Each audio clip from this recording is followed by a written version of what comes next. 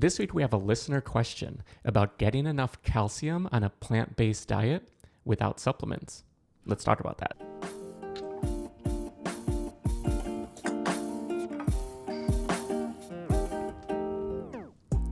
Welcome back to the Kidney Stone Diet Podcast, the show about reducing your kidney stone risk and living your best life. I'm your host and fellow student, Jeff Saris. And I'm Jill Harris, your kidney stone prevention nurse. And we're back at it again with a listener question. The number again, if you're out there with a question and you'd like to have it answered on the show, the number is 773-789-8763. And I think with that, why don't we just dive right in to Marie's question? Okay. Hi, Jeff and Jill. I really enjoy your videos. My name's Marie. I'm from Massachusetts, and I had a couple questions. 20 years ago, I had a kidney stone, and 8 months ago, again. I did stop spinach and almonds and all almond foods. I did have a 24-hour urine test, and it was said that my calcium's too high, and to stop my calcium supplements, which are plant-based, for 6 weeks until I have a blood work.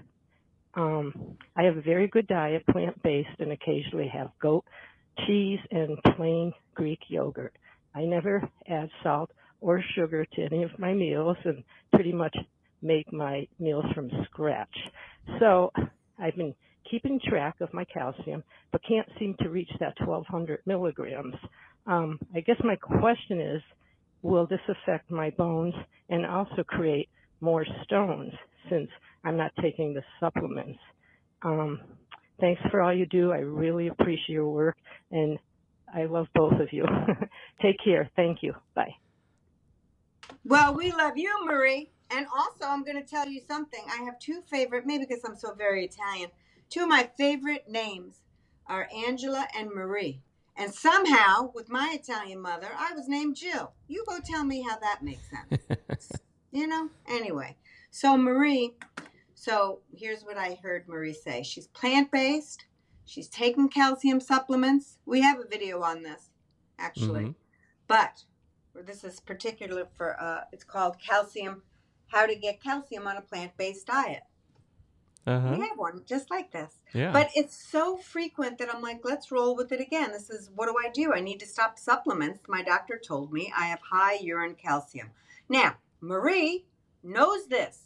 Why does Marie know? Because Marie did a 24-hour urine collection. Sweet baby mama, please listen to me when I say get it done. Because Marie is like 95% of patients that I see. If they didn't do a urine collection, they would never know they had high urine calcium. And guess what?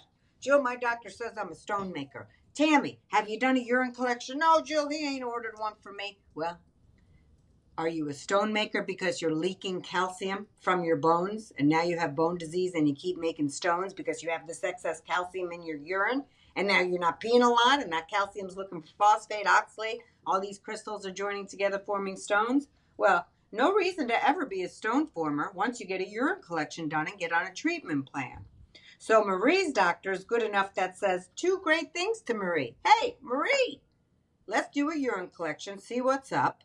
And also, hey, Marie, let's get off those supplements because we know the pill form of supplements absolutely increase stone risk. Okay, we don't absorb them that great. Now, let's talk about this.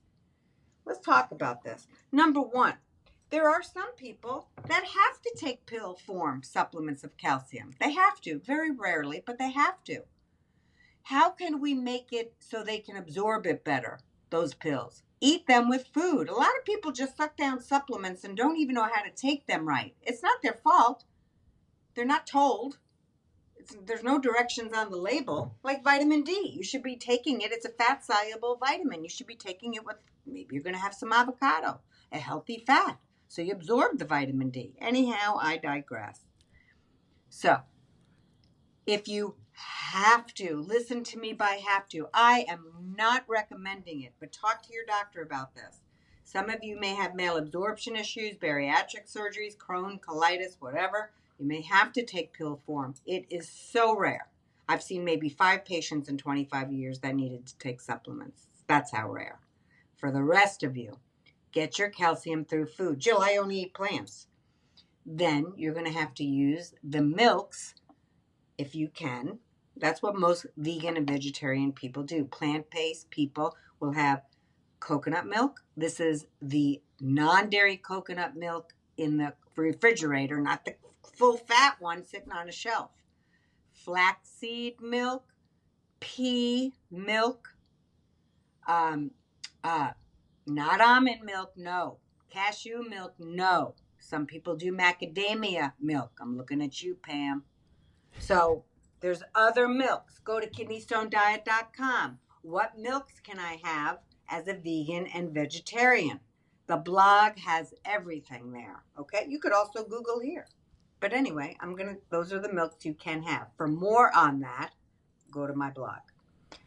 Now, it's very, very easy, Marie, to get your calcium needs met if you're using those supplemented milks. They have like 400 milligrams of calcium. You have 2 cups of that. A cup is 8 ounces. You don't want more than that each time. So you have 2 cups a day. There's 800.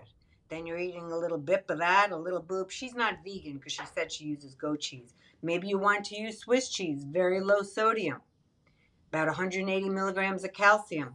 Or you have another half of coconut milk, whatever you want to do. Slice it up either way. But once you know what you can have, it's not hard at all to get up to the 1200. Now, here's the other thing.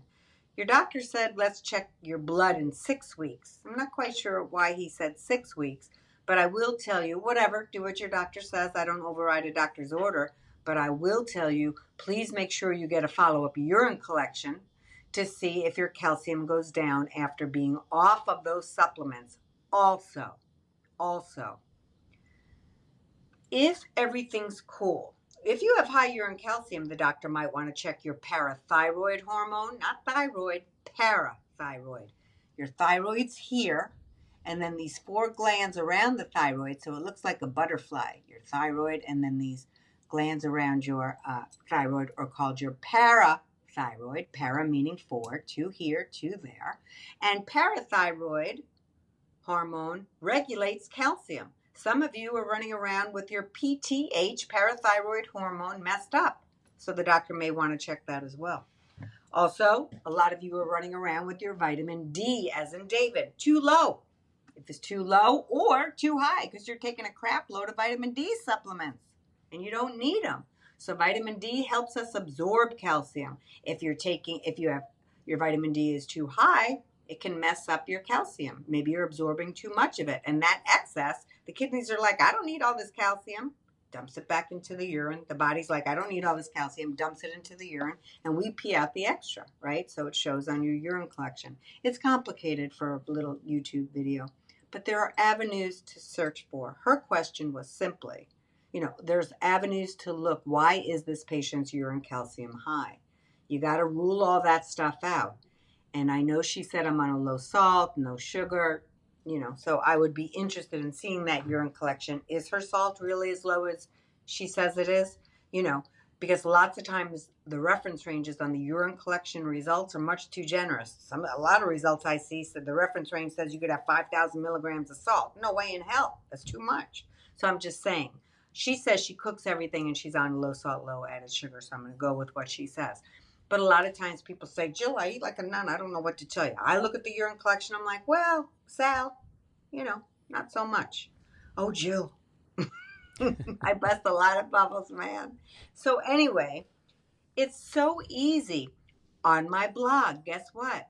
Go to my blog or just Google Jill Harris, vegan diet, foods high in calcium. You'll get a whole list of foods. You're going to see it. Broccoli, kale, all these things. But I would go with, we need up, you and I, because we don't get our periods anymore, up to 1,200 milligrams. Listen, even if you're just getting 1,000 a day, I'm thrilled with that because there's always about 200 milligrams of calcium you're not seeing in your English muffin or this or that, So the key is you don't go over as well, and you don't take more than 500 milligrams of calcium at the time. Research shows that we have a hard time absorbing all that at one time. So to wrap this up for Marie, yes, please get off your supplements. Tell whatever doctor, and many bone doctors will say, get on supplements. I encourage all of you, if you have been told that, tell the doctor, dear doctor, I'd like to get mine from food. Is that okay? Oh, yeah, of course. But they automatically will put you on supplements. You don't have to get your calcium from supplements, folks, and you shouldn't if you're a kidney stone former for sure. So you want to get it through foods. And even though the milks are supplemented, seems so far that we're tolerating that pretty well. And the excess, so many of my patients drink the plant-based milk. I'm looking at their urine collections. There's not excess calcium.